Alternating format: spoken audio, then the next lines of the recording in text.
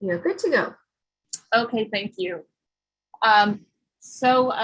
Welcome everyone to the first Public Health Subcommittee meeting for the Cannabis Advisory Commission for the state of Nevada.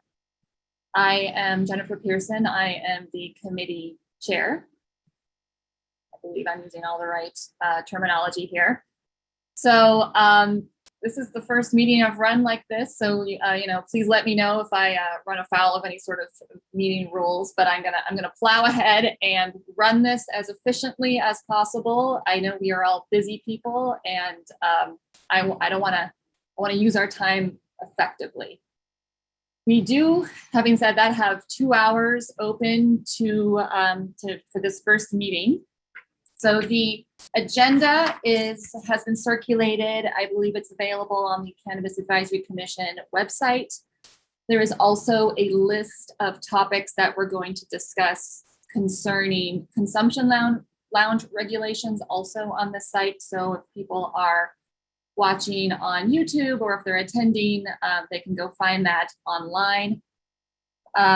The first thing I have to do on the agenda is just to get to know the folks on the subcommittee a little better.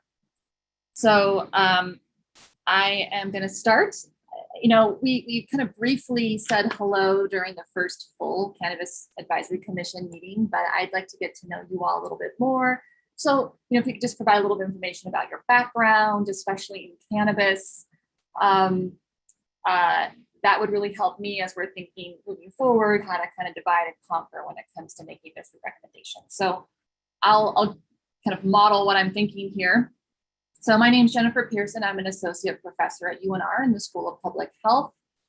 I have a background in public health. I have both a master's of public health and a PhD in public health.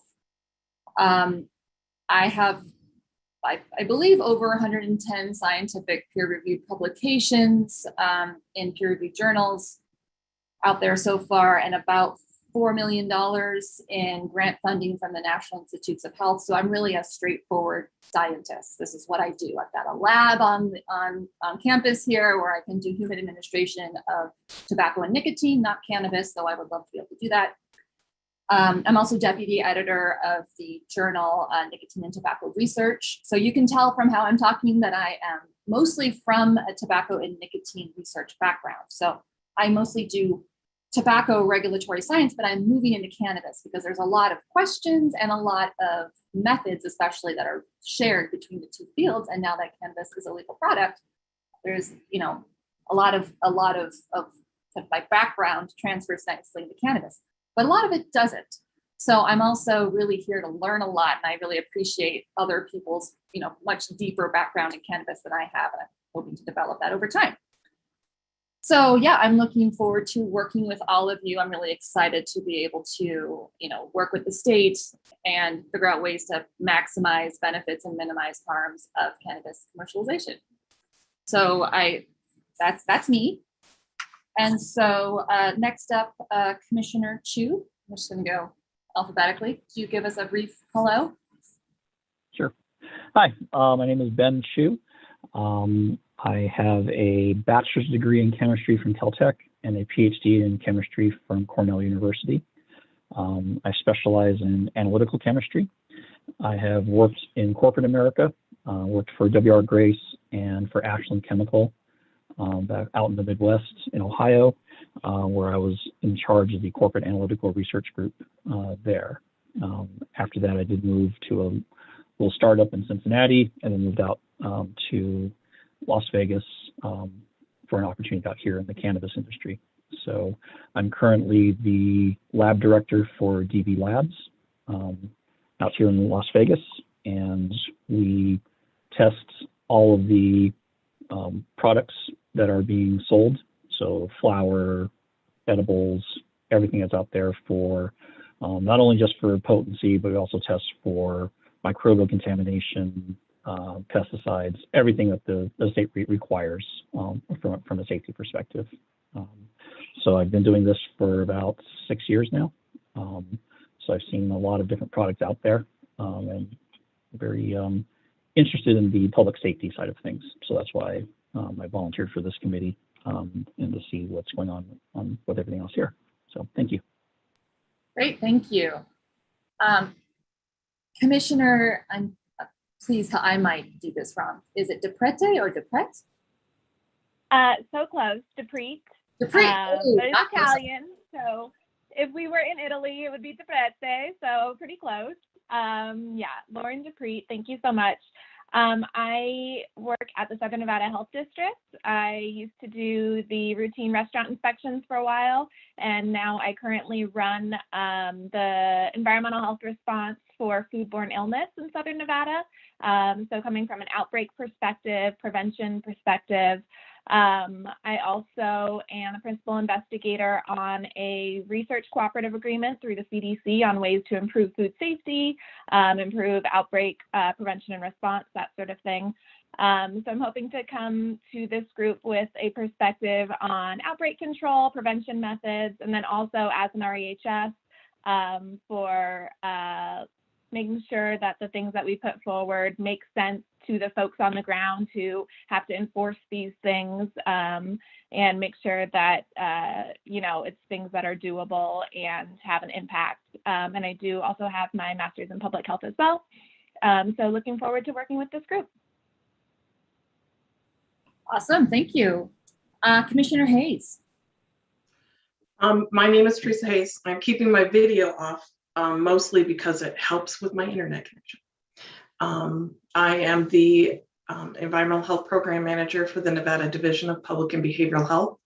I have more than 15 years in public health. The last 9 have been with the state of Nevada and the last 4 as the program manager. I don't have a whole lot of experience with cannabis. We have been dealing with the hemp rule, so SB 209 and now SB 114 will have to be manipulated into language that cover both labeling and testing. And I'm hoping that through this, I can learn enough about this to make some good decisions going forward. Wonderful, thank you. And Commissioner Nelson.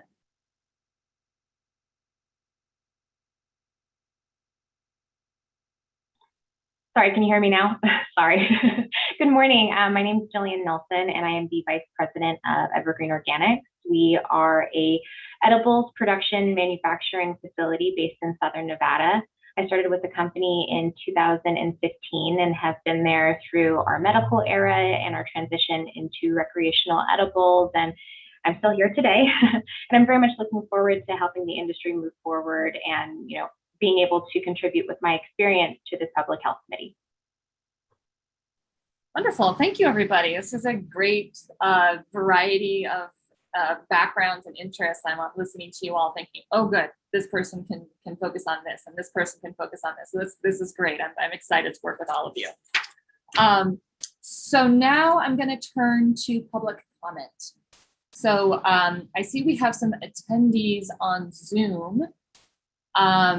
So I believe how this works is that if you would like to make a public comment at this point, you can press *9 to raise your hand, and that will let us know that you want to make a public comment. Of course, Amber, if I'm doing anything wrong, please break in and let me know, but I believe push *9, and that will indicate to us that you want to make a public comment, and then we can call your name and open up your line. And for those attendees that have joined via the computer, you can use the controls at the bottom of your screen to raise your hand. Okay, so either *9 if you're on the phone or using the controls to raise your hand if you're on Zoom. There's just a little button on Zoom that says raise hand, cleverly labeled. All right. Oh, I see Andrew Mueller. Forgive me if I've not. That is correct. Okay, great. Please, what's your public comment? I just wanted to thank the subcommittee and the CCB for taking on the regulations here. I know it can be a convoluted situation, and I've been working in cannabis hospitality specifically for about 7 years now. And I just wanted to thank everybody that is moving forward with this. It's been a long time coming. So that was basically just my public comment right now. Like I said, there's a lot of things we're still figuring out, and I'm excited to kind of see what the subcommittee comes up with here. So I'll be in this meeting and the next one, seeing what happens. So thank you all for your time, energy, and effort towards this very important subject matter moving forward. I know a lot of eyes are on us nationally, and we're going to be doing some big things here. So thank you so much. Thank you for that. I see Sherman Hom or Hom.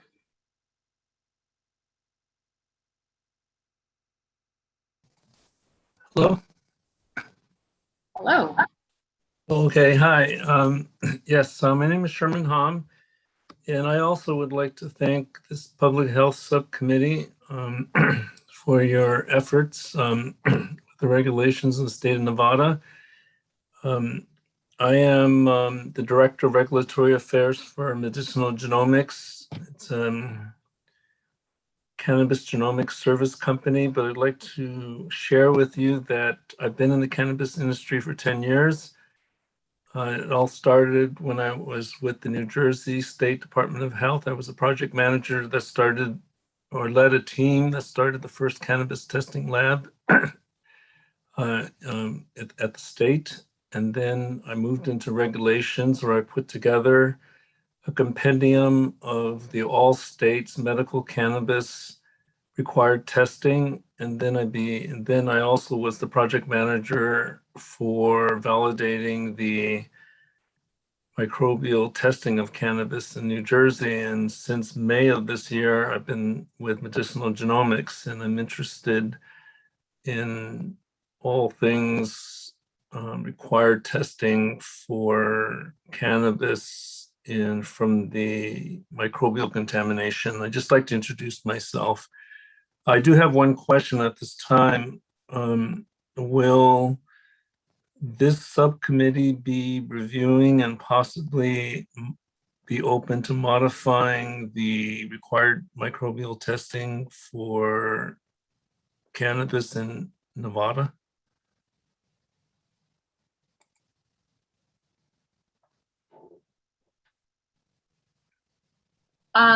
I'm not sure if I'm supposed to respond to that now or at the end of public comment. So I've written your question down, and I think, well, perhaps, Amber, do you have anything to add? Should I respond to that now or later? There's no discussion during the public comment. It's public comment only.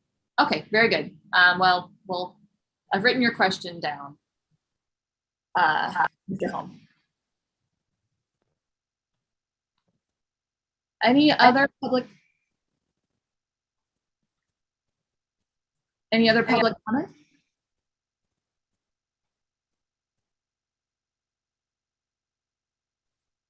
I see no more public comment. Great, thank you. Okay, well, let's move on then to the next agenda item, which actually will address the last public comment question also, which is committee long-term goals. So I created this agenda item because, you know, we've been tasked with immediately looking at public health related regulations for consumption lounges because, you know, the legislature passed that law. We need to get that done immediately. But before we jump into that, I want us to take just a few minutes to think long-term about what we as a committee would like to do. So I thought I could pick your brains for a moment.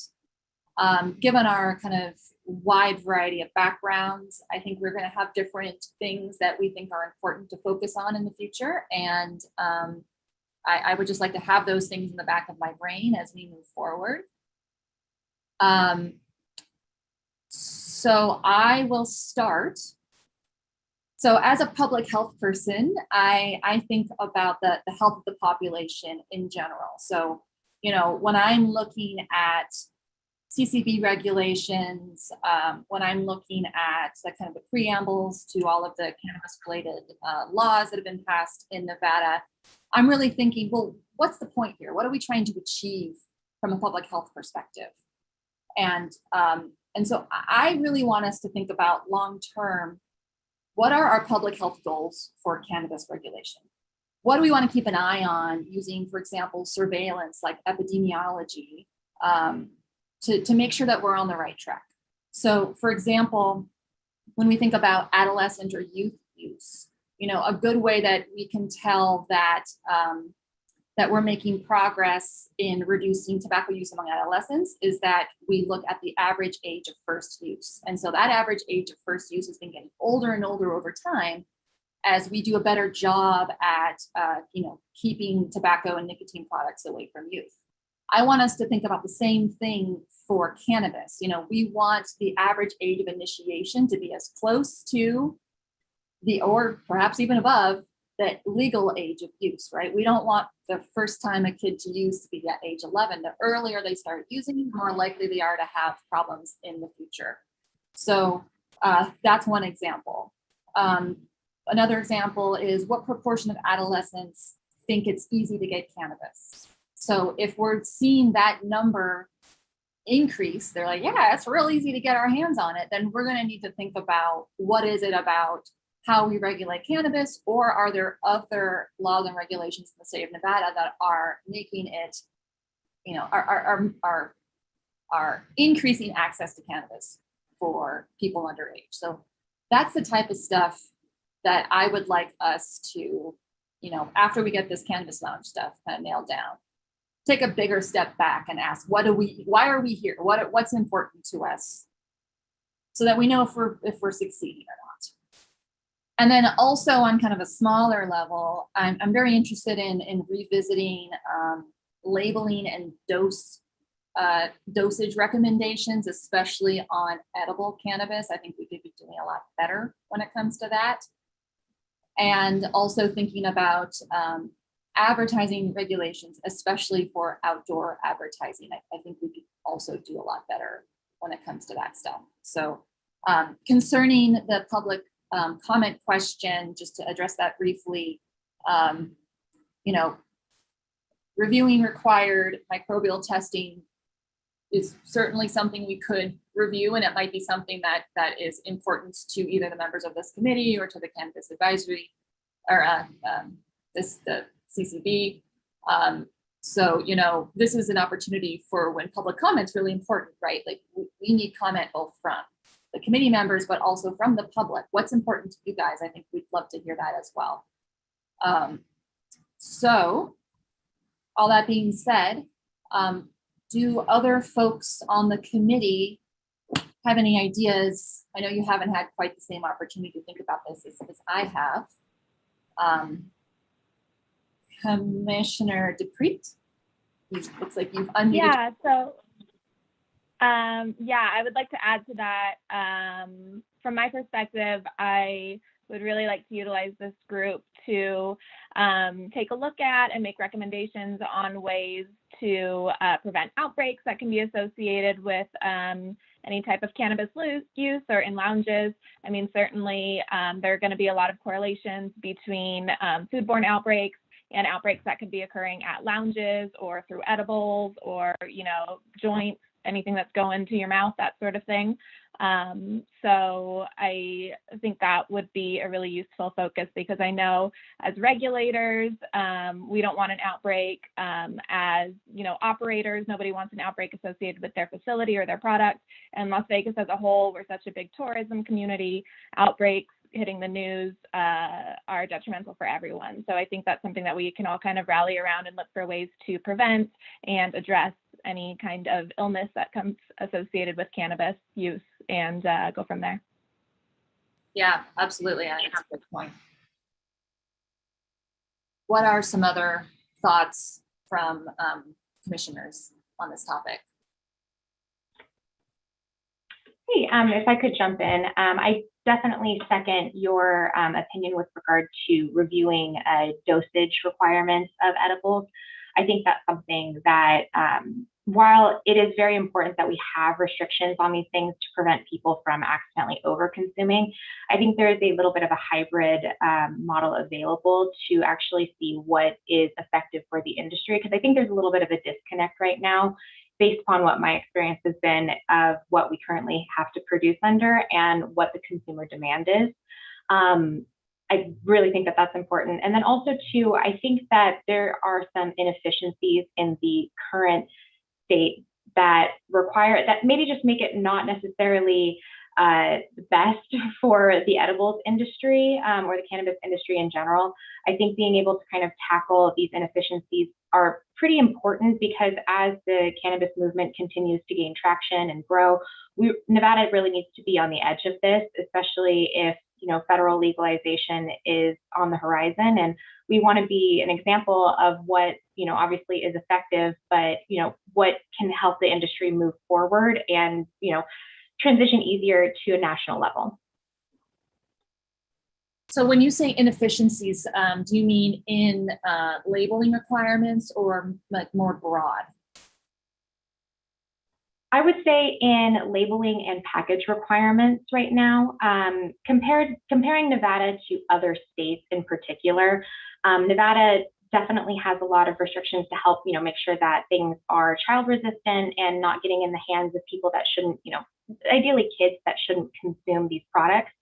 But looking at what's happening in other states, I think we've maybe just gone a little bit overboard on this, and there is a way that we can ensure that our packaging doesn't allow for children to get into it easily, but also allows adults, and especially adults with disabilities or limited mobility, they can also get into the products easily, because in my experience, we've kind of made it to where people with limited dexterity have a little bit of a hard time accessing edibles, and oftentimes those are people who are medical patients and who honestly need their medicine the most. Yeah, I think we can definitely take lessons learned from other states and then improve upon them, right? And here's a great example of where keeping an eye on what's actually important about why we're recommending certain regulations is to me the most important when we think about planning, right? So what's the purpose? And then is the current regulation achieving that? If yes, is that the best possible way it could be done? Or are there better ways to do it? And if it's not achieving what we want, for example, child-proof, or tamper-proof packaging, are there better ways to do it? I think that's, a wonderful idea. Yes.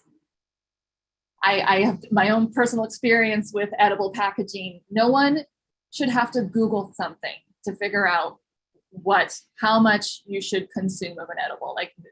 No, Googling, absolutely not, right? If you think about any other kind of serving size recommendation, you don't have to Google how many grams of fat I should have today, right? Let's not do that. So plenty of room to move forward.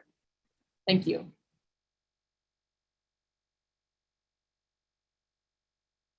Yes, I just realized I unmuted myself. Does anyone else have any recommendations or things that are kind of on your brain for long-term thinking for this subcommittee? Yes. This is Ben. Oh, Ben. Okay, but Ben, you go ahead. By the way. Yes. Sorry. Yeah, I do think it is worthwhile to examine some of the action limits for some of the regulations we have for testing. As a laboratory, we just take what the state has determined to be, what they consider the safe levels for. But I think some of these have been patched together from looking at other states, and I think it needs a little review as to, what, from a toxicologist point of view, as to really what is considered a safe level or not, or an unsafe level for that. As an analytical chemist, I can tell you how to measure it, but I can't tell you, well, is that number actually safe or unsafe? So I think we need the opportunity to interact with Avila and DPBH, Southern Nevada Health District, and pull on those resources would be a good thing.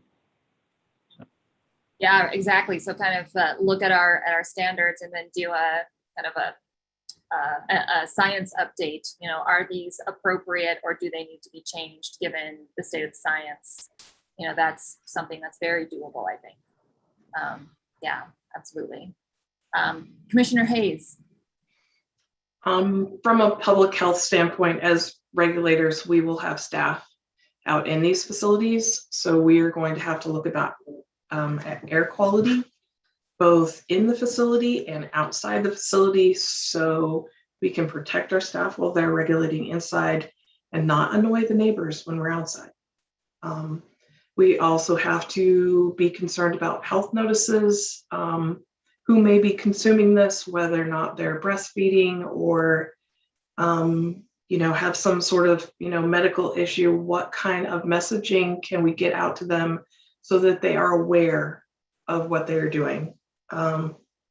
We also have to make sure that the ready to eat products are indeed ready to eat, safe, labeled appropriately, in the right amount for each individual person.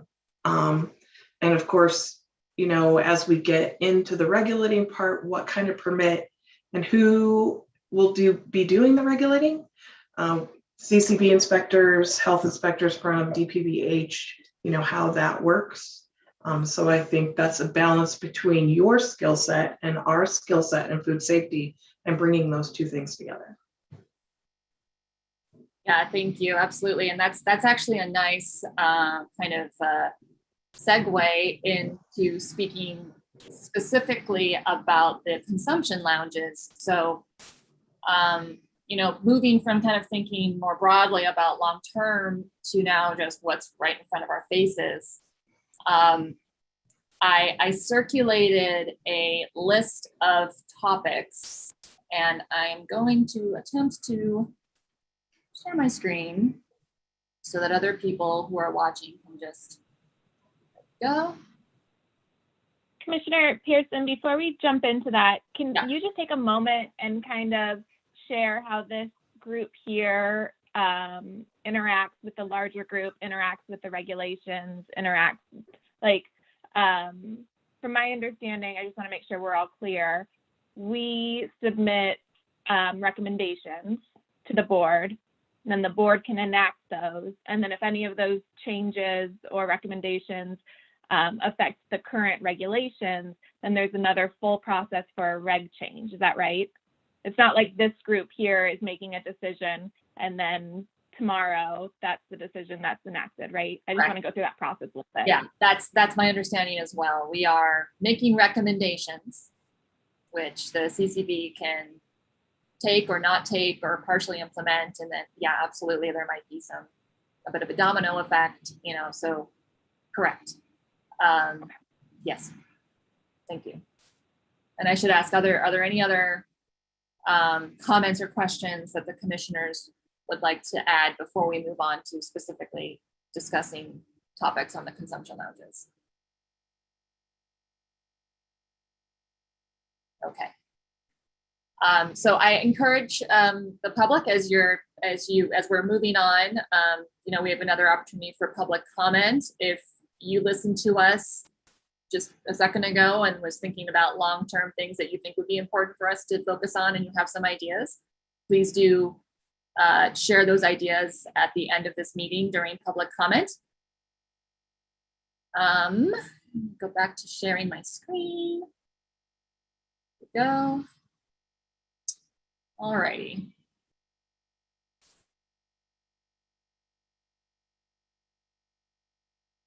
One moment.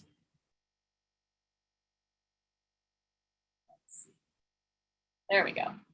So you should be seeing a Word document that says consumption lounges topics for discussion. Is that right? Okay, great. Good. So I thought that for this meeting, since we're just getting off the ground, what we could do is generate a list of questions or kind of topic areas that we think we should focus on, specifically concerning public health regulations of consumption lounges. So I came up with a list after looking at the law that was passed and just kind of thinking about related concerns or I guess also opportunities that I can imagine from other industries. But I recognize that this is probably not exhaustive. So what I was hoping we could do is look at this, add more questions or domains that we should consider, and then we can talk about, okay, how do we move forward, pulling together recommendations for these different broad topic areas. So how does that sound for folks? Hoping to go for efficiency. Yes. So the first area that, is really top of mind for me, coming from, the world of tobacco, is air quality.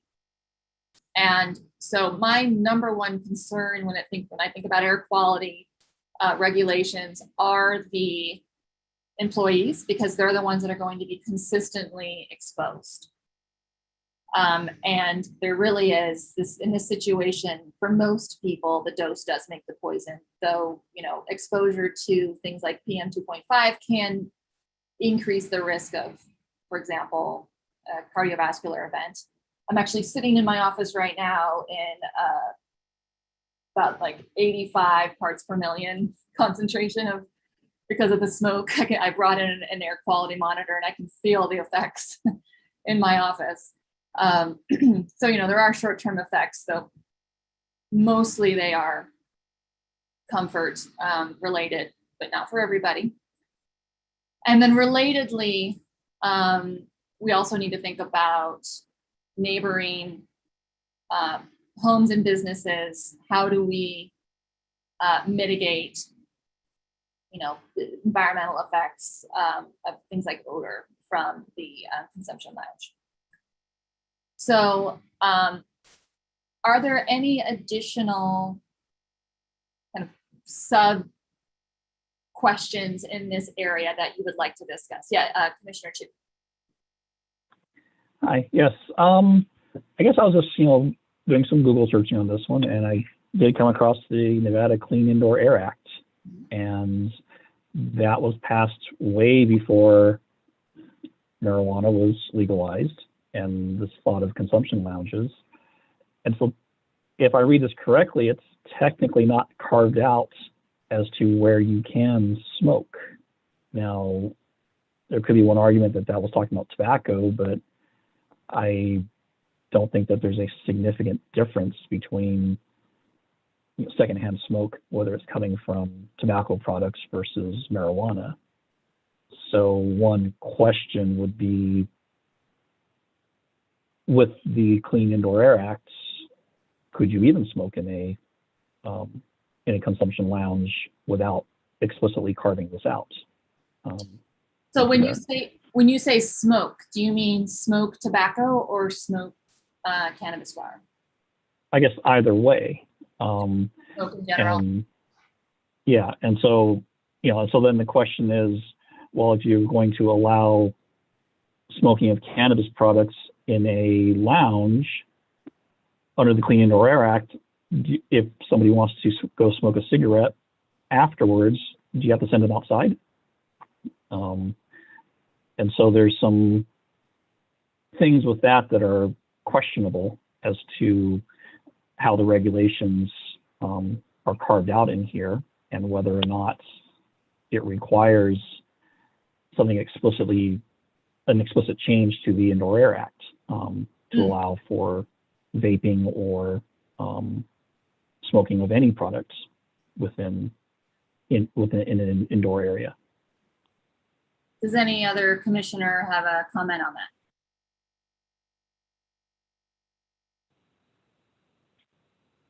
So Southern Nevada Health District has another department that I'm not in that works really intensively with the Nevada Clean Indoor Air Act. I can touch base with them and see what the current interpretation of the act is in regards to cannabis, and how I don't want to speak out of turn because I'm not heavily into it, but I can check in with that program and see how it's being interpreted and enforced now with cannabis, if that helps the group. So I have a a question to a law intern who was working with the CCB. So let me tell you, Commissioner Chu, that I anticipate a significant amount of pushback from the public health community if there were any weakening of the Clean Indoor Air Act when it comes to smoking tobacco or vaping nicotine indoors. Significant. So I just want to put that out there. I do not know what a cannabis lounge would need to do in order to allow tobacco smoking. I don't even know if it's possible under the Clean Indoor Air Act. I will say that according to the law, to the consumption lounge law, people have to buy single use and then consume that product in the lounge, right? Like they buy it there, they consume it there. So they can't bring in cannabis from outside and smoke it or vape it or whatever, right? So I can imagine from the lounge's perspective, allowing people to bring in tobacco or nicotine vapes, smoked tobacco or nicotine vapes, their ability to enforce that would go out the window. Right? Because if someone says I'm vaping nicotine, it's like, well, that's nice. Let's get out the, mass spectrometer and make sure that that's true. Like, right? That's not really something that you can enforce.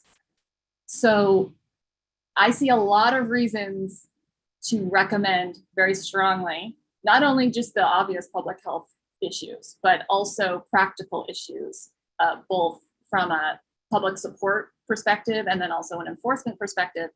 I can also imagine lounges, especially those that are connected to dispensaries, don't want to smell like tobacco smoke, right? Like, especially for their medical folks, that's a real off-putting odor that there's really nothing you can do to get rid of. I have a smoking lab on campus here that has a negative pressure bubble inside of it that's not supposed to let out tobacco smoke, and it still smells like tobacco smoke outside the bubble. There's nothing I can do about it. So,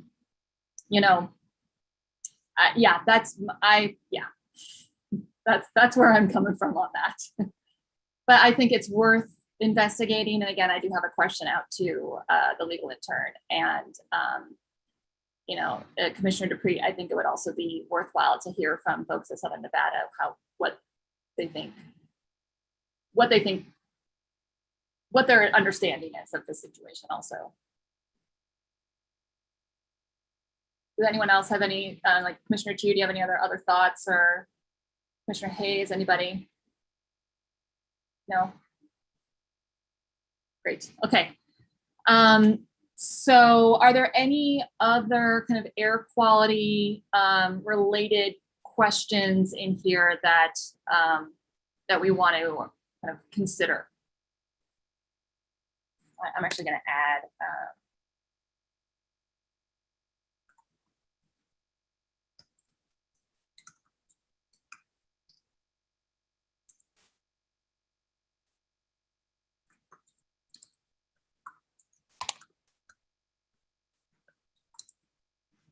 all right. Well, then let's move on to the health notices then. So this is a pretty broad area. So to me, this area more focuses on folks who are patrons. So there is kind of an area here for health notices for employees as well. But from like a public health perspective, it's, to me, the people who I'm thinking about when I'm thinking about health notices are mostly pregnant and breastfeeding people. I'm thinking about people who might be at risk of breathing problems or cardiovascular events, because secondhand smoke exposure does exacerbate those things.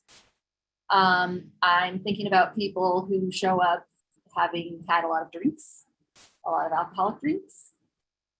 I'm thinking about people who are planning on driving afterwards. And yeah, that's who I'm thinking about. And I'm just thinking about in general, a person who is cannabis naive. So, thinking about like a tourist who's like, ooh, I'm gonna, go to a cannabis lounge and I haven't done this since I was 16. Let's see. And, might not be the most sophisticated user. So, I thought up some kind of categories of statements that we might consider, or I guess I should say like kind of not statements, but like topic areas that we might consider. Are there any other topic areas when it comes to health notices for patrons that we might want to consider?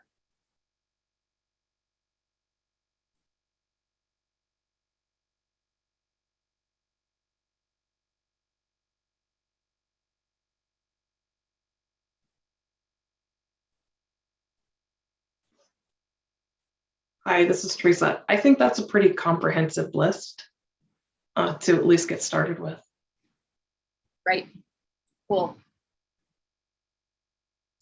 Now, how about for employees? So this is where I'm really going to have to rely on folks. Oh, I'm sorry. Oh, sorry.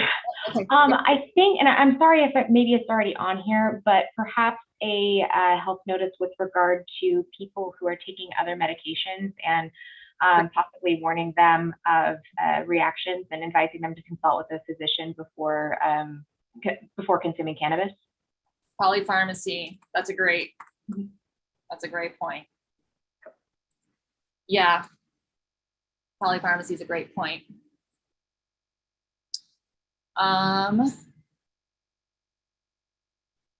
Let's see. And yeah, I'm also seeing, gosh, I don't know if this is allowable. I saw a comment in the public in the Q&A, which is a good point, but it's not exactly public comment time. So I'm just going to pretend like I came up with this idea. What about a statement about overconsumption? I think that's a great idea. Yes. Definitely. I could have used a statement about overconsumption about 15 years ago. That would have been great. So these are good. So let's, you can still have kind of patron related statements brewing, but moving on to B, what health notices will we require for employees? These, I really could use your all's expertise, because this is not something that I am really well versed in. Yes, Commissioner Dupree. So I can tell you from my perspective, I think on the employee side of things, something that we focus on in food are the infectious diseases that can be spread through the foodborne route or fecal oral route. That would apply here. So on the food side of things, we have a list of 5 diseases that if any of the employees are diagnosed with these illnesses, then there's an employee health policy, they know not to show up to work. Same thing with certain symptoms. If they have these symptoms, they know not to show up to work.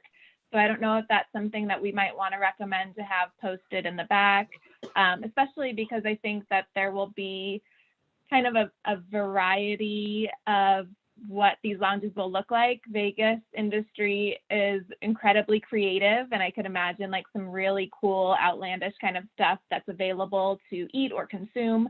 So I think that it might be helpful for us to talk about how hepatitis A can spread or how norovirus can spread, and make sure that the employees and staff who are making these products or these edibles are aware.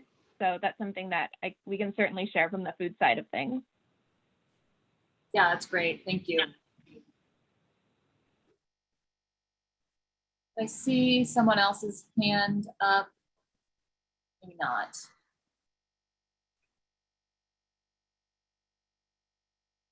Okay. So of course, this isn't the last time that we can add to this list, but just looking at the time, let's look at ready to consume.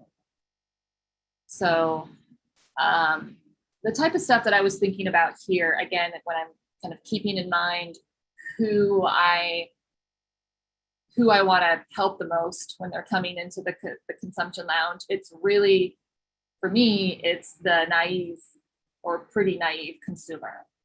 So, you know, not just providing a, hey, there's 10 milligrams of THC in this thing, but like, what does that even mean to a person, right? You know, a number is nice, but is 10 a lot? Is 10 a little? Like, you know, they might not really understand. So I'm trying to think about like what types of information should be disclosed, both in, you know, how much active, you know, not just THC and CBD, but should we, you know, think about other components of cannabis. Should we put some sort of limit on the total amount of whatever it is from cannabis? I'm just going to say THC here just for simplicity's sake, but, you know, imagine someone's going to a tasting menu, for example, and they're going to be trying multiple, like a multi-course meal or something like that, where there are cannabis-infused foods in each course. Should a 300-pound man and a 110-pound woman have the same dose? Probably not, right? So, you know, how do we think about that? Or should we provide recommendations for regulations on that? I'm not sure, but I can certainly foresee a situation where if the consumption lounge isn't careful, they could really either have a patron who's underwhelmed or a patron who's, you know, on the floor feeling terrible. Should we also recommend standards for preparation of products that are being prepared at the consumption lounge? Should those standards be different than what already exists for example, edible products or for, you know, other products that might be made on site? So those are the things that I was considering. Yes, Commissioner Hayes. So from, you know, a restaurant / manufacturing food, you know, vision, when you standardize a food, you get better results. And so if they're going to make product A and product B based on weight and dosage, we could probably develop something that, so as long as you're sticking with this recipe, you know, it's going to work and it's going to match this label, and making sure the labels match. So because we have 3 different sets of rules, we have 21 CFR 101 for labeling, probably have some sort of tobacco warnings, and we have drug interactions. We're going to have to look at all 3 sets of regulations to come up with something that, you know, fits this product. And so you're going to have to look at them one by one because of the reaction between the food and the cannabis product. Mm-hmm. Okay. Thank you. Commissioner Chu. Hi, yes. So I know that, you know, all products are tested before they can be sold. So in that testing, you are measuring the potency. Everything has to be cleared through all of that. So I'm trying to understand the business model for the consumption lounge, in which I'm assuming they would have to take already tested materials, have that available there for people to purchase, and then presumably they're packaged in some sort of single dosage units, I guess. So I don't know if that changes, you know, whether or not you have a 100 milligram chocolate bar and the dosage is normally 10 milligrams of that. Are they going to be allowed to sell the entire chocolate bar, or does this cause a shift in the industry that, well, you have to make these single serving items for this? And then typically at that point, I would think they would be pre-packaged as individual items, and whether or not the staff at a consumption lounge would necessarily be opening those packages for people. I mean, it's sort of like when you go to, you a bar, right? They open up the bottle for you, so you can't walk out with it, Right. right? So at that point, where the contact is for the health of the person opening that, putting it onto a plate or whatever, or they just, hey, take a scissors, open up the package, and you go sit down somewhere over there. And so there's a little bit of that I'm kind of thinking about there as to, I don't think there should be much food preparation being done on site because they can't be infusing something there that never gets tested before it goes out to the public.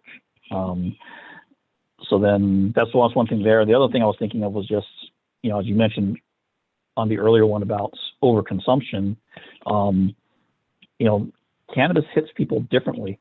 And for some people, that same dosage could be very, very strong and overwhelm them. Others, they're not going to feel it at all, and they need to take more to get what they want. So putting an absolute limit on how much can be done, I think that could be a little bit tricky. Both from, as you mentioned, if people want the experience for this and they're not going to get it, or if somebody could be laid out, and falling asleep, after, half an hour after they took something, I don't think that's not much fun either. But I think it's more training of the employees as to what to watch out for, how to guide people through this, to say, if you've never done this before, start with a small amount and see what happens. Because I think that's what you're going to see for especially tourists coming through here who have never done this. I think it's a good responsibility to have, is to say, hey, someone's going to hold your hand through this, your first time through this, and make sure you're getting what you think you're going to get off of this. Yeah, that's a great point. Something that I'm just imagining that's just horrifying to me is, a woman who's cannabis naive or relatively naive, consuming too much at a consumption lounge in Vegas, where she becomes incapacitated and then is at higher risk for sexual assault, right? Like that type of stuff just like puts a dagger through my heart, because people don't die from cannabis or, overdose, right? Like that's not really, we're not concerned about that so much, but like putting them in a situation where they are incapacitated publicly is very concerning to me. But I like the idea of training employees. Yes, thank you. I see lots of hands. Who was first? I kind of think it was Jillian or Commissioner Nelson, maybe. I believe Commissioner Dupree was ahead of me. Thank you. Okay, Commissioner Dupree, yes. It doesn't matter, but thank you. I just wanted to bounce off a couple of ideas that were thrown out. One, I love the idea of giving context for the dosages. And I think that's a worthwhile discussion to have in the future, even if it's just like a statement saying effects can be felt at this dosage, or could start being felt at a certain dosage or something, just to give someone like a baseline. Because if you say take a little bit, they don't know what that means, right? So even if it's just like effects start here, continue further at your own risk sort of thing, as much as the science can support us in that. So yeah, I think we should certainly have a discussion about that. And then also, before I forget, I want to bounce off of your idea about a woman or vulnerable person being incapacitated in public. I think that's a big thing that we should send recommendations on, and maybe in the next I think your next item talks about training for staff. Maybe there's a sexual assault training that all staff have to take so that they know what to look for, what to do if they see someone out there, or if facilities should have a plan in place, right? Of how to protect someone in that state. Maybe requiring some kind of training or plan from the operators could help us with that as well. And then my third thing was more of a question so that I can wrap my brain around what we're trying to make recommendations for. is there anything in the consumption lounge law that says it can't be a full-blown restaurant serving whatever their heart desires? So that's a great question. Did I hear somebody? Hi, it's Theresa. I was under the understanding that these would be a culinary experience with food prepared on site. There may also to be, packaged ready-to-eat products, but this is food prepared on site. That was my understanding when I was listening to the legislative sessions. Yeah, that was mine as well. But Commissioner Chu's point of, I don't know how that works with testing requirements. I guess perhaps a producer could,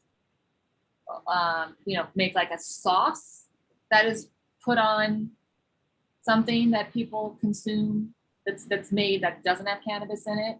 So the sauce is tested, and then the food is made at the consumption lounge, and the sauce is added to the food. I suppose something like that. But that I think this is a question perhaps for the CCB folks and for the legislative intern is exactly what is allowed and what is not allowed, and how does that interact with testing requirements. I don't know. Because I think that makes a big difference in what we recommend if it's ready to eat products, that you're just it looks like it's a dispensary except you get to hang around and eat what you bought.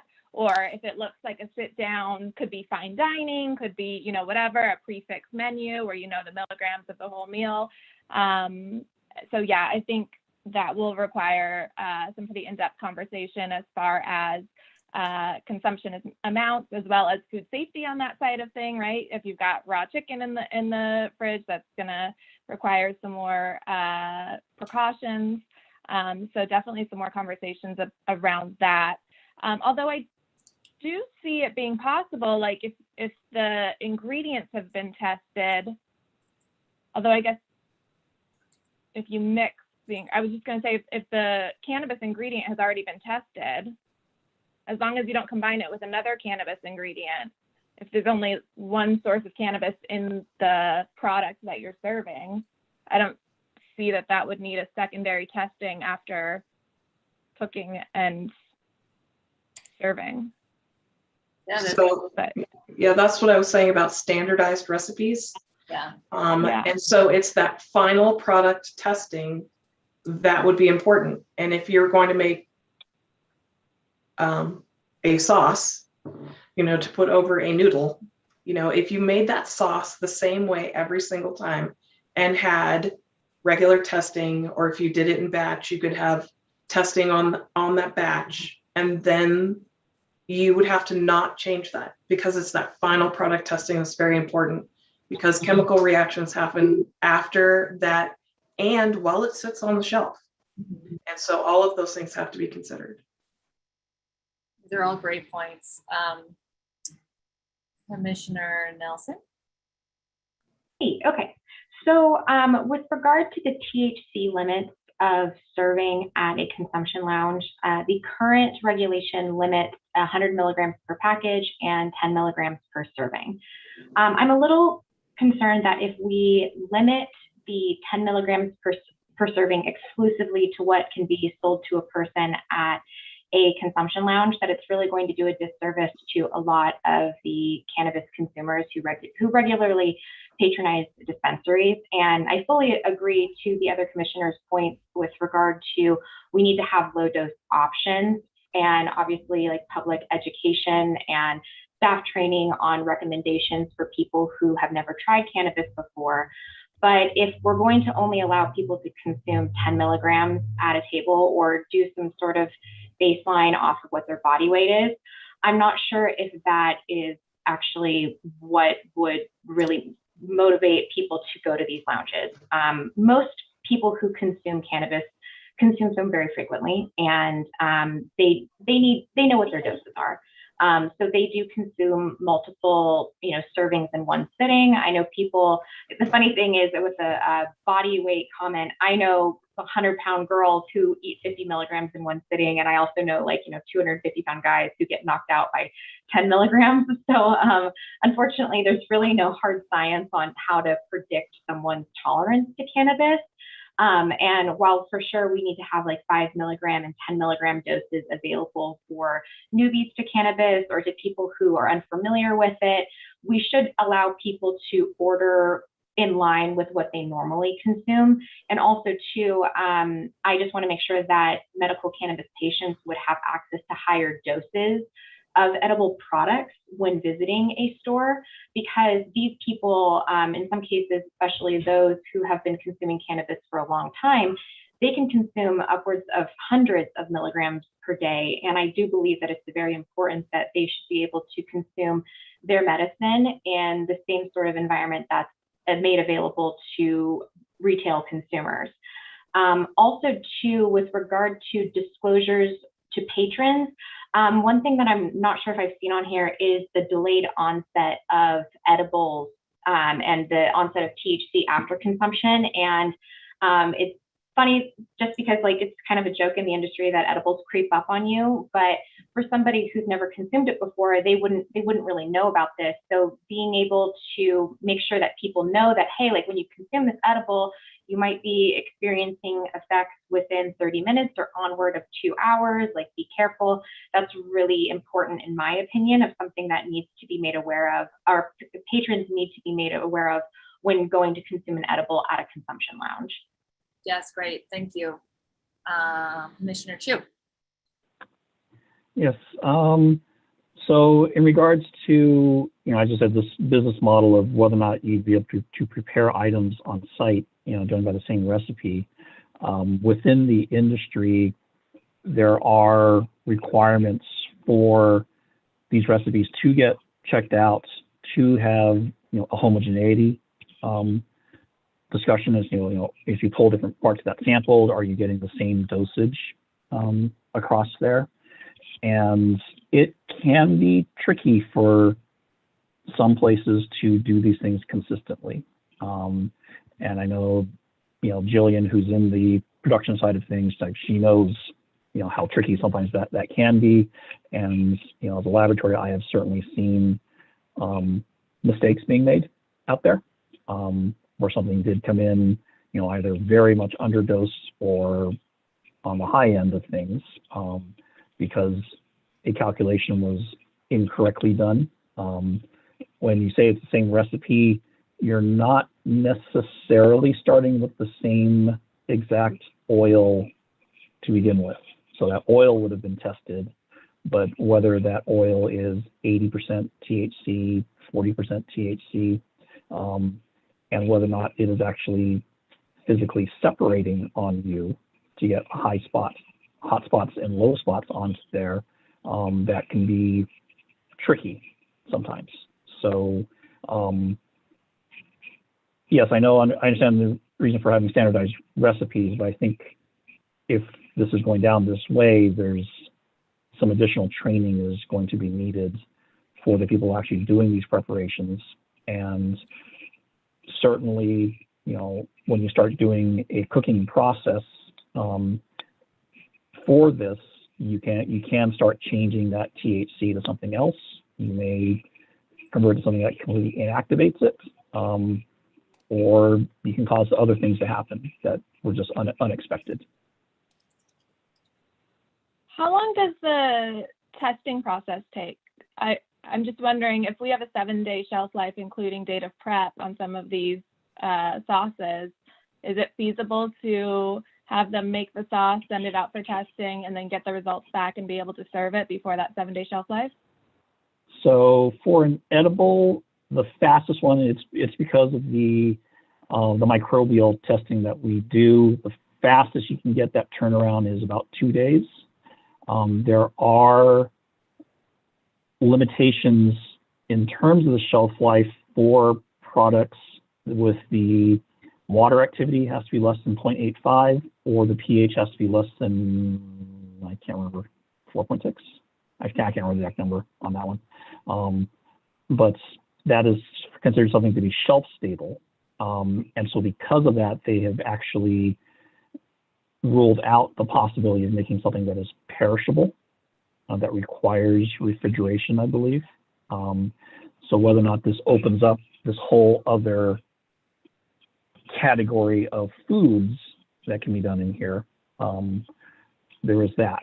And then there's the fact that THC is not necessarily stable with other matrices that are present. So it depends on what else is there. It may start reacting with it, even while it's sitting on the shelf, and changing on you over time. So it really depends on the matrix that it's in. And that's something very difficult to predict ahead of time. It's light sensitive. So it depends on what you've done to it and how you're storing it on there. Yeah, I think we definitely need some clarity on what exactly was intended in the law, as far as consumption of ready to consume prepared at the lounge products. Commissioner Nelson. I did just want to highlight, Ben made some really great points about THC and standardized recipes. And from our experience, THC can burn. You can actually, say you have a sauce or something and you put that in a saute pan and you heat that up and you overheat it, the THC could actually be destroyed. So, and then also to Ben's point as well, homogenization is very difficult.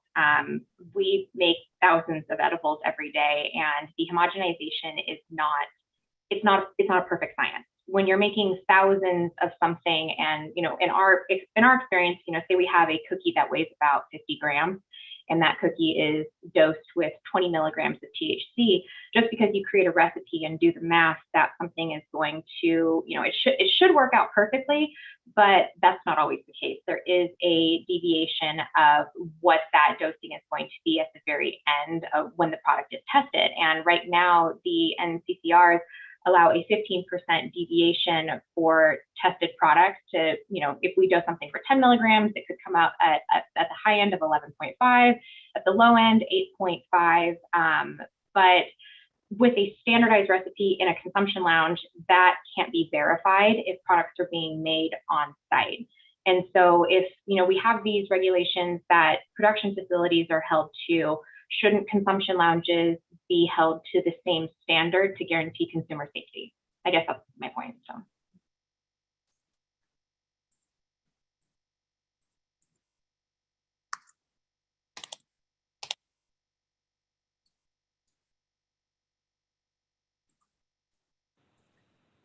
That's helpful. It sounds like we'll definitely have more conversation on this topic. Yeah, we need some clarity on what we're really like, what's the reality? What are we actually looking at here? And then that can put some kind of guardrails on what we're actually discussing. Because right now it's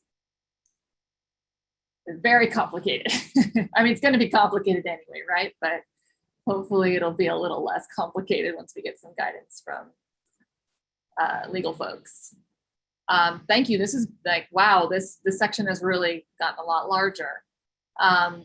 Is there anything else you want to put on the ready to consume products discussion area before we move on to, what is it? Occupational health and training. All right. Okay, well then, occupational health and training. Zoom in on this a little bit since it's smaller. So again, this is something that I could really use all of your feedback on, since this is definitely not something that I consider myself an expert or even mildly experienced in. So the stuff that I just kind of originally came up with and chatted with a few people about this as well, was just thinking about what certifications or licenses do folks need who are working at these consumption lounges.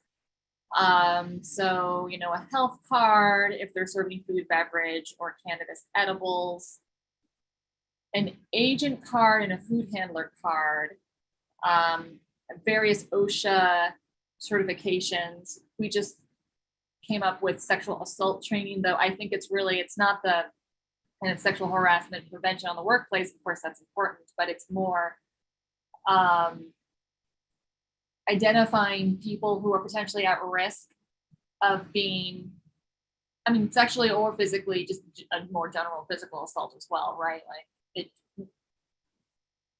getting robbed, for example, leaving the cannabis lounge so inebriated that you are at risk of being mugged, for example. So, I mean, sexual or just sexual assault or just like violence prevention training. So how about anything else? Yeah, Commissioner Chu.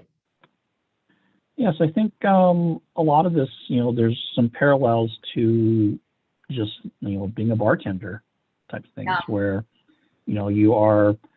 it's your responsibility to make sure people are not over consuming. If they are, you don't let them go to their car and drive away. You got to be able to, have a bouncer or whatever come over, take their keys away and call a cab. Because the question then becomes, where does the liability for this fall? If the owners of a bar or lounge, allow someone to go out there and get into a car and, they die or kill somebody else, where's that liability? So I think it's a little bit of training on that side of it as well as to, with the parallels that you have there. Now, whether or not, you got to add into there, as you said, with the edibles being, kicking in later, you got to make sure somebody didn't just, pop, 3 or 4 gummies and walk out the door because it's going to hit them later. So, so there's a little bit of that. I think there's some parallels there. As far as, other things on here, I mean, we can, there's Nevada OSHA, as you said, for secondhand smoke, that would have things there. Also, as I said, the Southern Nevada Health District would have things on that one. So I guess it's the other parallel I see is, there is smoking allowed in the casinos.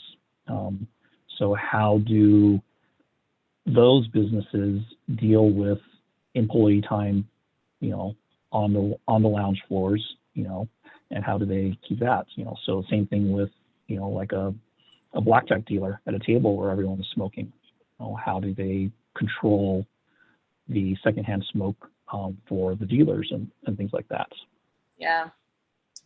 Unfortunately, I can tell you that it is inadequate for protecting their health. One thing to think about when we think about secondhand smoke exposure is, there's the average kind of, for example, PM 2.5 in a room, but then there is what's happening around, for example, for tobacco, a blackjack dealer, right? They're being surrounded by smokers. So what's happening on average in the room and what's happening actually at the point of that person are different things.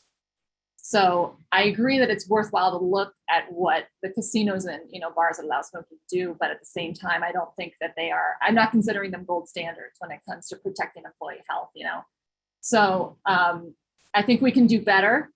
And I really want to do better, especially since we have the extra added complication of not wanting servers to get high, right? So we need our servers to have their full faculties so that, they're able to operate, and also people should be able to choose when and if they want to, experience the effects of cannabis. So there's a lot to think about here. Commissioner Nelson. I just had a question. Is there any other regulations out there regarding the tobacco or cigar lounges that are seen throughout the state and their air quality? If there's anything that we can kind of just like copy and paste from what they have. And then also too, with regard to limiting employees' time on the lounge floors, I think that's obviously something that we can do. I just want to obviously investigate if there's any other ways that can guarantee that people will be safe. Like if, businesses require that their employees wear masks or respirators, if those are adequate options that protect them from secondhand smoke. Mind you, I don't know if that's actually an option or not. It's just something that I was brainstorming. So I apologize if it's not worthwhile, but I think it's something that should at least be looked into. There's all options are on the table, I think, when it comes to employee health. And I really do think that consumption lounge license holders, owners, et cetera, would be very incentivized to make sure that their employees are in control of their full faculties, when they're working there also. Commissioner Chu. Yeah, I think, one of just brainstorming how people might do this, there's a thought of, well, do you, set up separate smaller rooms that allow for smoking or vaping the products there? Then that kind of brings up the question of, all these COVID restrictions that we have that are coming in, and how do you control that spread on something like this? If it's one thing to have a very large open room with a good air circulation, you can pull it off of there. But if you are going to, if you're going to design this space and say, okay, here's this 25% of this thing, we're going to put all of the smokers and leave everyone out there who are just doing the edibles out there, then does that increase the risk for, for these pandemic sort of, issues that hit in those smaller areas? That's a great question. And perhaps a question for Commissioner Dupree, when we're thinking about, it's not foodborne, obviously, but when we're thinking about respiratory, airborne illness outbreaks. Do you have any thoughts on that?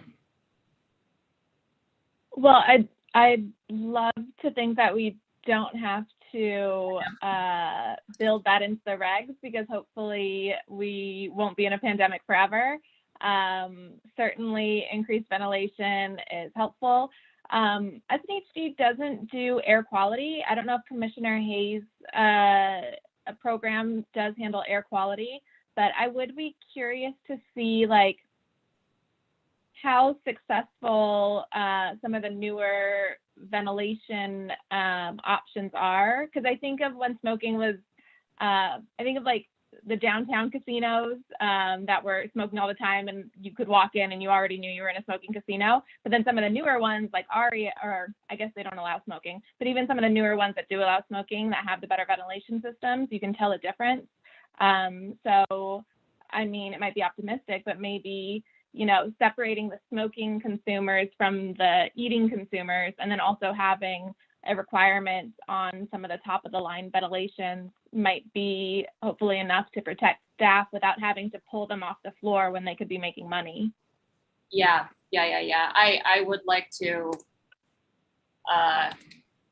do as little as possible to restrict the amount of time that a person could, if they want to work, I don't want to put restrictions on that. What I hope is that the environment is healthy enough that they are able to work there without problems for as long as is allowed by law, right? That's the ideal. So Commissioner Hayes.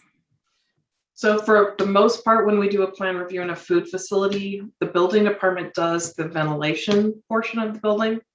I think this is a part where we would have to go out and look at the International Building Code and collect a few experts from air quality and ventilation engineering in order to get the best advice.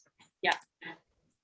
So that's a good segue. So I talked to a couple of my colleagues at UC San Francisco who are specifically looking at this.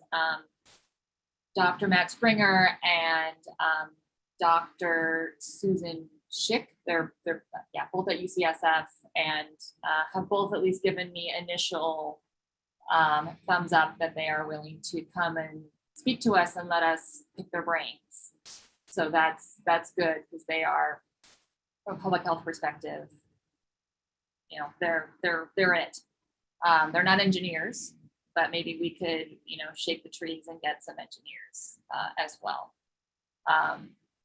So going back to this list of occupational health and training, we're kind of going back to kind of that first air quality concern, but I think air quality is throughout probably one of the largest concerns we have.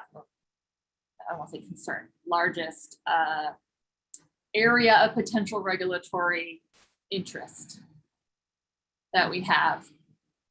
But is there anything else that we want to add to the occupational health and training list? All right. I want to make sure that we have, okay. Commissioner DePriest. Sorry, I just, can we add under maybe this doesn't apply for training, but we've found in our research for food safety adherence that written plans are successful in getting folks to follow the rules. So I'm wondering if under like the sexual assault, violence prevention one, if we could talk in the future about having a requirement that there's a written plan. Like if an employee sees someone who's incapacitated, step one is contact this person. Step two is pull them to the back to a safe room. Step three is, just so that each facility has a plan for what they would do. I think should be something to talk about. Yep, that's great. Thank you. So I'm looking at the time, it's 11:22. I want to go over this last inspections section and then discuss how we're going to move forward, collecting information and sharing information with each other as to, what we're going to recommend. And then I also want to make sure there's time for public comment. So I'm thinking maybe the next 15 minutes, we'll kind of wrap up, talk about inspections and then wrap up, and then that will give, roughly 20 minutes to take public comment and wrap up. Commissioner Hayes.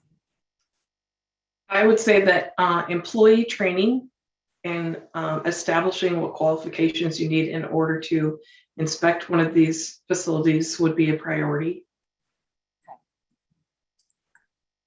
Okay. And also figuring out who inspects what portions.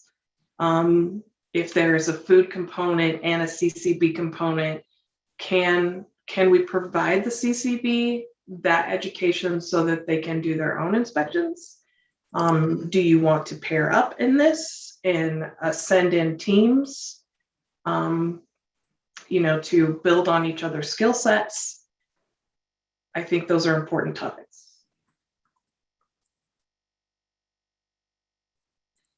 Great. What are some other inspections level kind of areas of potential regulations? Inspector DePriest. Just to chime in on, I think Commissioner Hayes brings up a great topic on who's inspecting what and who does this fall to. Just to throw it in there, when we do go more in depth in these discussions, I think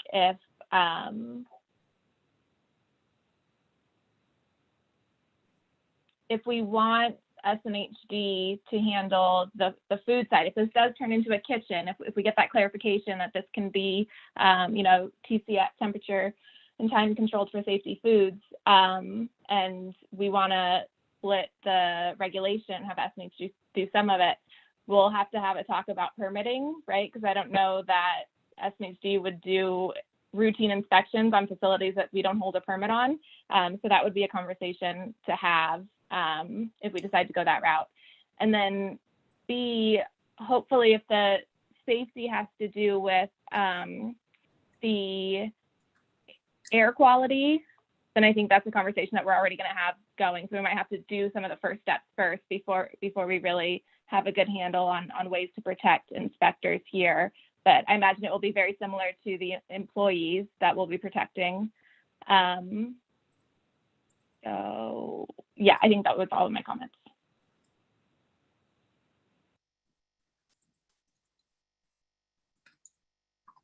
Great. Anything else for the inspection side?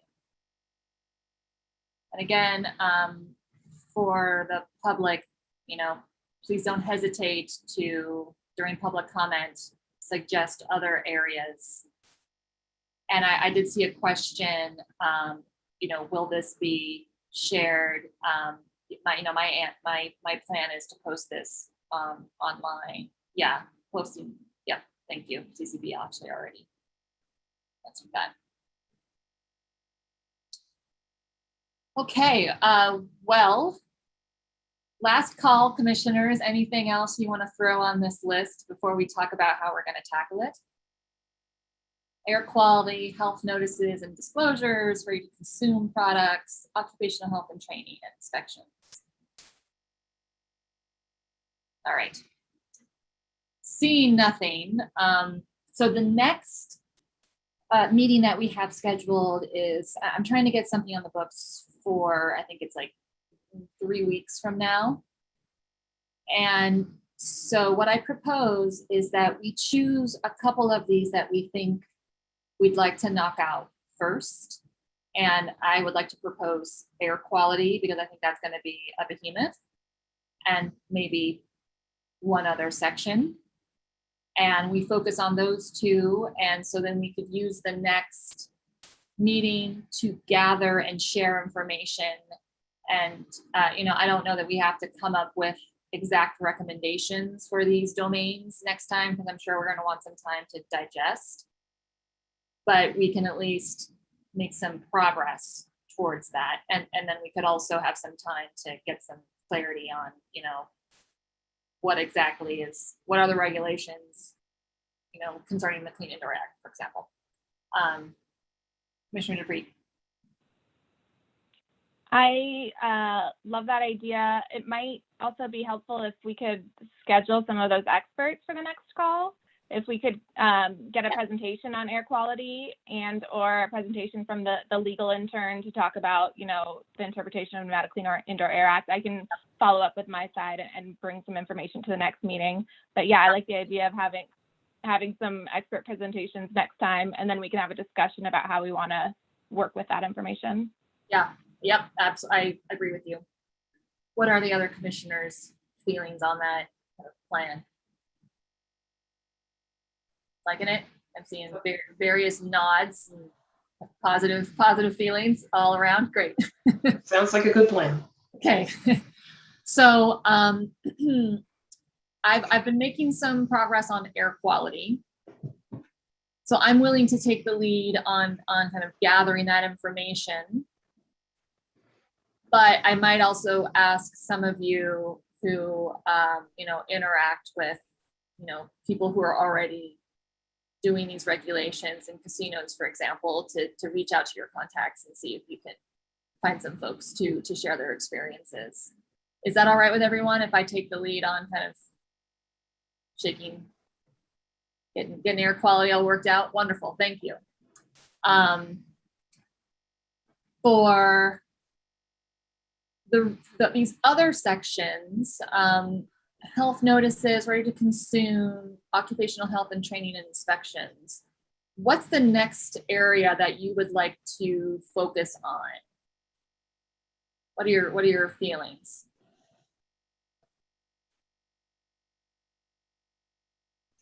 I kind of lean towards the ready to consume stuff because I feel like there's a lot of stuff that we need to understand before we can make decisions. So we might need to do some groundwork there. I see more that needs to happen there. What are your thoughts? And if you don't have any strong feelings, that's fine. It's Theresa. I agree that we need to discuss the differences between a ready-to-eat product and a product processed on site. Yeah. And those are two very different roads. All right. What is the difference? Yeah, I like that question. Oh. Ignore the typos.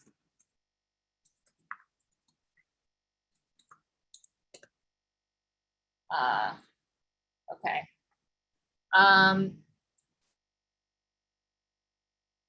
So there's some legwork that needs to be done here.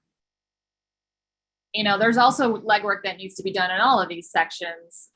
But I will propose that we will focus on air quality at the next meeting, but then also do some running down of ready to consume products, get some of these questions answered about, you know, what's what, so we can share that information.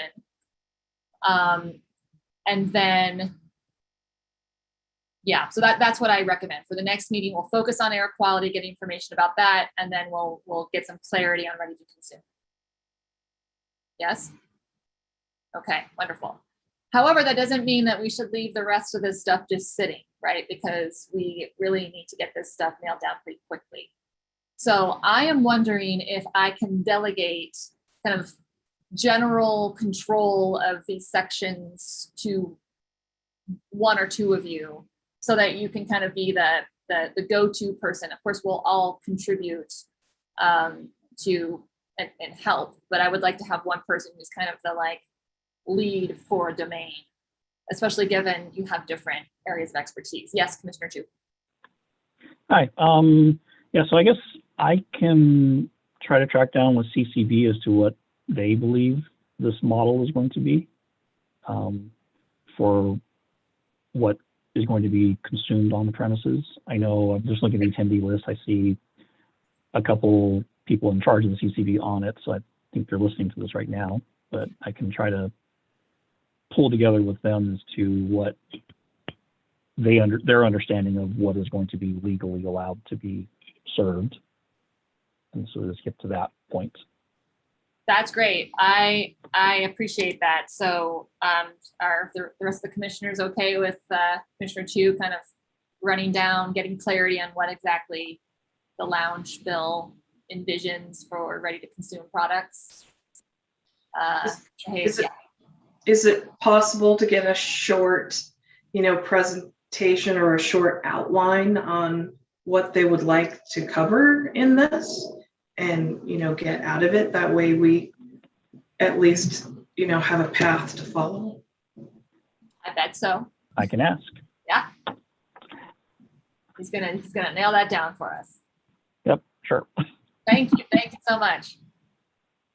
That's great. How about for the future, kind of just working independently while we get these first two topic areas figured out? The rest of the commissioners, are there areas that you would like to focus on?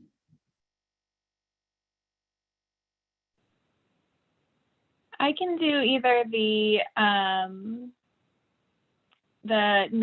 health notices for employees, because there's a lot of that carries over from food that we can pull from. So 2B, and if we need help with the occupational health and training, I think that kind of ties in too. So yeah, that would be great. Your expertise would be, well, it doesn't make sense to me to do this. I'm just gonna keep notes on my own, just kind of running things down. That would be great. So if you could start just thinking about what are the health notices for employees, and then also any of the low-hanging fruit in section 4. What is it from food that could easily be transferred over? What is it from alcohol serving that could easily be transferred over? And then, what's not low-hanging fruit, then we can all talk about it, but maybe you could come with some ideas as to what you think would be appropriate, but not next time, but time after next time. Great, thank you. Commissioner Hayes.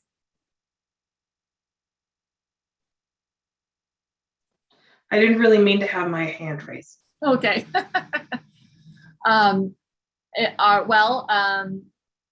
Commissioners Nelson and Hayes, are there any areas in here where you're like, I have a strong idea as to how we could move forward?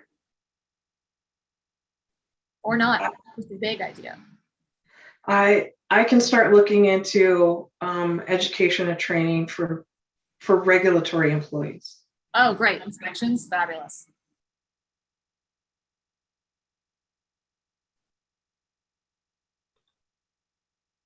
So I could help on section 2A with regard to the disclosures for patrons. Great. And then also too, I'd like to volunteer any assistance to Ben with regard to the consumable edibles. I do have some experience there that may be worthwhile. So Yes, absolutely. Yeah, I think we're really going to rely on you to have some good feedback for section 3. Absolutely. So how about, you two can kind of work independently to, we'll rely on Ben to work with CCB and get some clarity on what exactly is allowed and it's not allowed. But Commissioner Nelson, if you could come with some ideas as to how to address these other questions, that would be great. And I should say, I've just started looking at these health notices and information, both for the state of Nevada, and then I also was looking at Canada, because Canada has some nice, just straightforward stuff. Like, just putting this out there. I don't love notices that tell people who are walking into a consumption lounge to talk to their doctor, because it's like, they're not going to, they're here. So like, let's give them some information they can work with. And Canada does a pretty good job of that. So you might want to, they have a follow up on a website. So thank you to all of you. I think this is great. So any last thing any of the commissioners want to say or suggest before we turn this over to public comment? Okey-dokey. I'm going to stop sharing my screen and mute myself and open it up to public comment.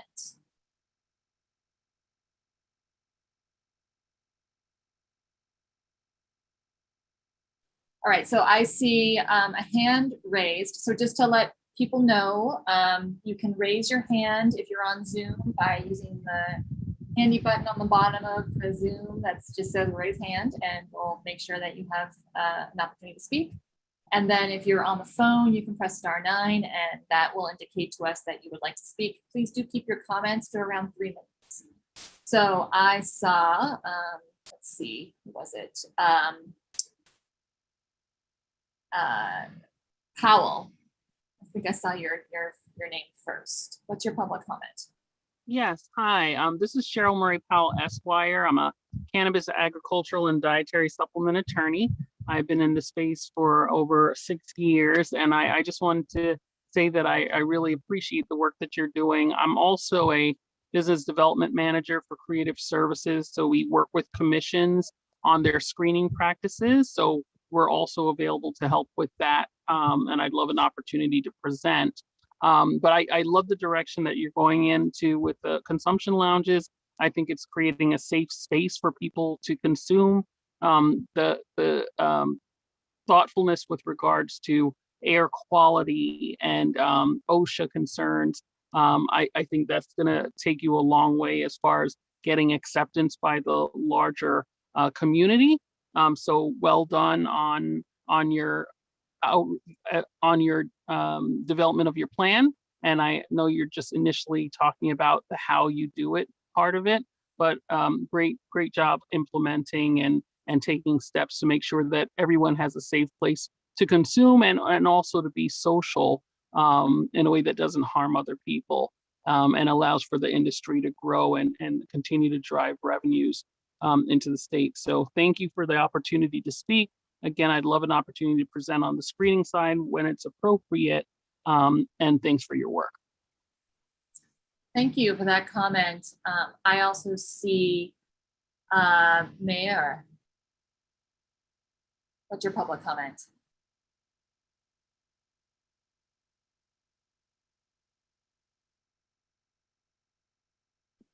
Is that for me? I'm sorry. Yeah, sorry.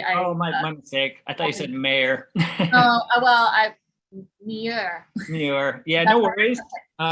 So I love the direction that you guys are going. I just wanted to make sure that the subcommittee tackles cleanliness standards of devices specifically. I've served roughly 70,000 guests nationwide, and a big thing that comes up with people serving cannabis specifically is obviously the devices and how those are cleaned.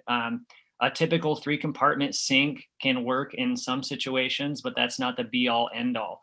There are UV cleaning methods. There are tons of other methods that we can use moving forward to ensure safety of the guests. I know with some cafes and social consumption venues in California, they were seeing issues with the patrons and the customers not trusting that the devices were cleaned properly.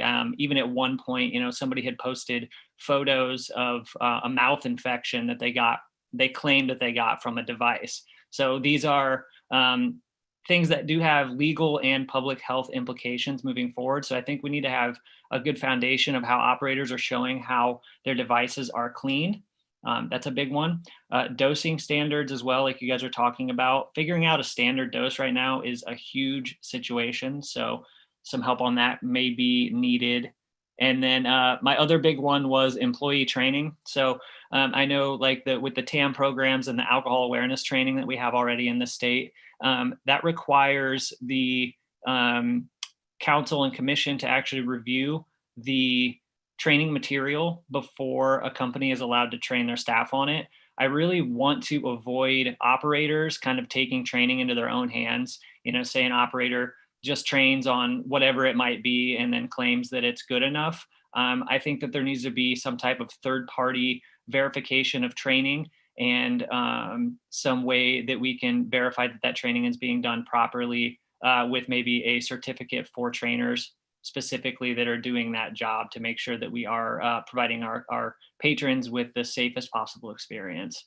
So I like the way that the alcohol regulations already have for training provided, and I think that we can take a lot from that. Thank you very much. I just want to also encourage people, if you have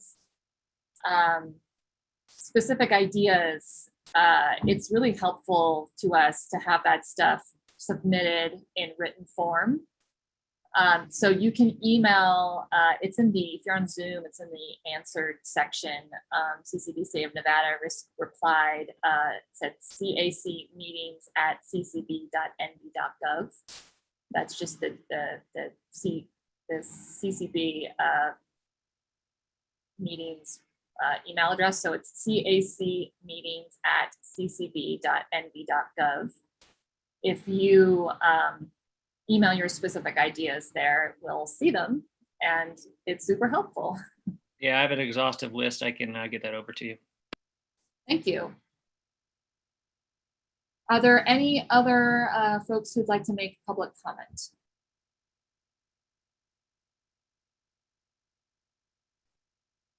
All right. Do we have anything?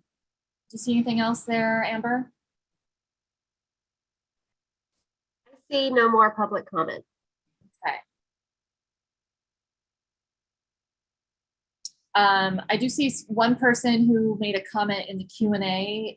I am not sure how the Q&A works getting into the public record. So if you would like to speak, that might be a more sure thing. Mr. Rutledge?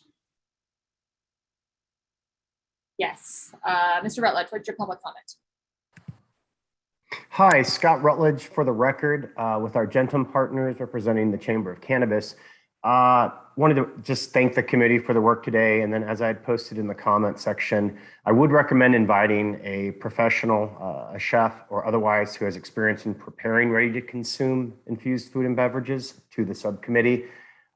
In the preparation for supporting the legislation through various testimony and partnership with Chairman Yeager and drafting the legislation, we had numerous conversations with professionals who've done this work. And so I think that they could shed some light on how this has actually been effectuated. As Mr. Muir has noted, in serving a number of tens of thousands of individuals, while certainly the regulated marketplace for these types of offerings is new, the fact is it has occurred for quite a while. And I think there are some individuals who've who've done some of this work that could provide some insight. And then I would also just point out that I believe it was very clear in the legislation that ready-to-consume products would be an offering at these venues. I think the idea that prepackaged materials that would be products that would be opened at a venue is certainly an option for some of these businesses, but certainly doesn't meet the full intent of the legislation. And then finally, on the SOP requirements for food preparation, I know that there were questions and concerns about testing. If you have proper SOPs in place, then in terms of preparing these food items, you could have pre-tested oils, sauces, butters, et cetera, that again, you would have to have clear SOPs in place on what a proper amount of a tablespoon of oil with, X amount of THC could be used, et cetera. So I think there's a way to do it. Certainly understanding the issues that come with when you bring heat, when heat is involved, or other ways of cooking that could affect the THC. But I think these are things that can be addressed in standard operating procedures. Thank you. Thank you. I just want to say to folks listening also, if you have any recommendations for people who you think have specialized knowledge who should come speak to the subcommittee, please do share that information through the email address that I shared earlier, which again is cacmeetings@ccb.nv.gov. And that also includes just any additional, comments you want to make to to the committee or to any of us. Is there any other additional public comment? Amber, do you see anything? There is one more. Okay, great. Oh, I see. Ms. Igaleke? Hi, yes, this is Chris Levy-Delicate, so Deputy City Attorney with the City of Las Vegas. And I just wanted to say thank you to the entire subcommittee for putting on this forum today. I think you all have a great variation of experiences and backgrounds that I'm sure will be an asset to this important area of the cannabis industry.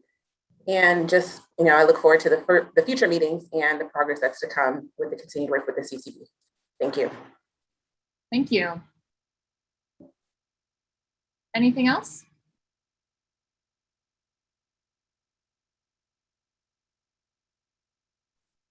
I see no more hands raised for public comment. Okay, thank you. All right, well then I will call this subcommittee meeting to a close. Thank you everyone for your active participation. I think we made some really great progress today, and we're in process of scheduling another meeting in, like I said, about 3 weeks. So yeah, let's get to work, back to work. And thank you so much for your attention, everyone in the public. That's it. Everyone have a great rest of your day. Thank you very much. Bye.